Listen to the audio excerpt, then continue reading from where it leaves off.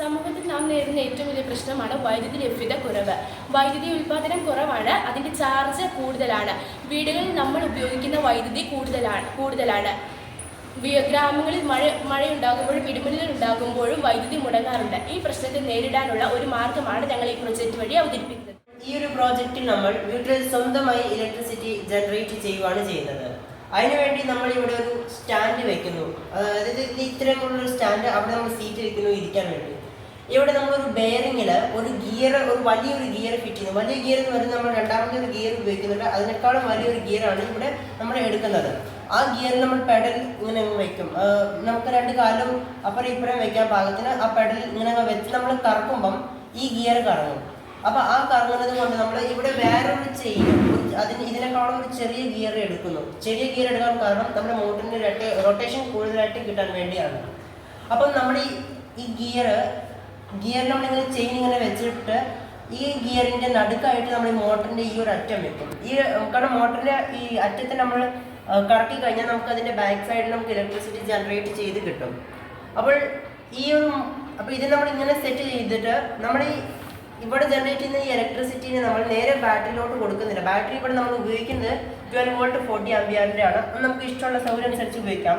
അപ്പം നമ്മൾ ഡയറക്റ്റ് ഇവിടെ കറണ്ട് കൊടുക്കാതെ നമ്മളിവിടെ ഒരു സർക്യൂട്ട് ബോർഡാണ് വെക്കുന്നത്. അതിൻ്റെ കാരണം എന്ന് പറയുന്നത് മോട്ടർ ജനറേറ്റ് ചെയ്യുന്നത് 25-30 വോൾട്ടേജ് ഒക്കെയാണ്. അപ്പം ഇവിടെ ഈ ബാറ്ററിക്ക് ചാർജ് ആക്കാൻ മാക്സിമം 13 വോൾട്ടേജ് മതി, 13 വോൾട്ടേജ് മതി. അപ്പം ഇത് ഇലക്ട്രിസിറ്റീനെ മെയിൻറ്റെയിൻ ചെയ്ത് ബാറ്ററീനെ ചാർജ് ആക്കും നമ്മൾ ഉൽപ്പാദിപ്പിക്കുന്നതനുസരിച്ച്. ഇതിൻ്റെ അകത്തെന്ന് പറയുന്നത് automatic battery charge cut off ഉണ്ട്. കാരണം ബാറ്ററി എപ്പോഴും ചാർജ് ആയിക്കൊണ്ടിരുന്നാലും അത് ബാറ്ററിക്ക് ദോഷകരമാണ്. അപ്പം നമ്മൾ ഈ ജനറേറ്റ് ചെയ്ത ഇലക്ട്രിസിറ്റി നമ്മൾ നേരെ നമ്മുടെ ഹോം മെയ്ഡ് ഇൻവെർട്ടർ സർക്യൂട്ടിലാണ് വെക്കുന്നത്. ഈ ഒരു സർക്യൂട്ട് എന്ന് പറയുന്നത് നമുക്ക് നമ്മുടെ ഇഷ്ടത്തിനനുസരിച്ച് വെക്കാം. അതായത് 1000 വാട്ടോ 500 വാട്ടോ നമ്മുടെ ഉപയോഗിക്കുന്ന എക്യുപ്മെന്റ് അനുസരിച്ച് നമുക്ക് ഇൻവെർട്ടറിന്റെ പവർ വർദ്ധിപ്പിക്കാം. അതായത് ഇവിടെ നിന്ന് നേരെ ഡയറക്റ്റ് കറണ്ട് 12 വോൾട്ട് കൊടുത്തു കഴിഞ്ഞാൽ അത് നമുക്ക് ഡയറക്റ്റ്ലി 220 വോൾട്ടേജ് AC കറണ്ടിലോട്ട് കൺവേർട്ട് ചെയ്ത് തരും. അതാണ് ഇൻവെർട്ടർ സർക്യൂട്ട്. ഞാനിവിടെ എടുത്തിരിക്കുന്നത് 1000 വാട്ടിനാണ്. കാരണം 1000 വാട്ട് ധാരാളം നമ്മുടെ വീട്ടിലെ ആവശ്യങ്ങൾക്ക്. അപ്പോൾ ഇങ്ങനെയാണ് നമ്മൾ ഇലക്ട്രിസിറ്റി ജനറേറ്റ് ചെയ്യുന്നത് വീട്ടിൽ.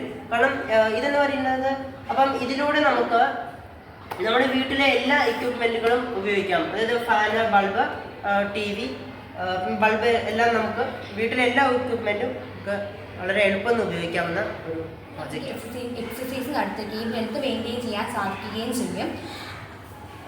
വൈദ്യുതി ഉണ്ടാക്കുന്നത് മൂലം നമുക്ക് പൈസ ലാഭിക്കാൻ സാധിക്കും. ഇടിയും മിന്നലും കാറ്റും ഉണ്ടാക്കുന്ന പ്രതിസന്ധികളെ നമുക്ക് അംഗീകരിക്കാൻ സാധിക്കും.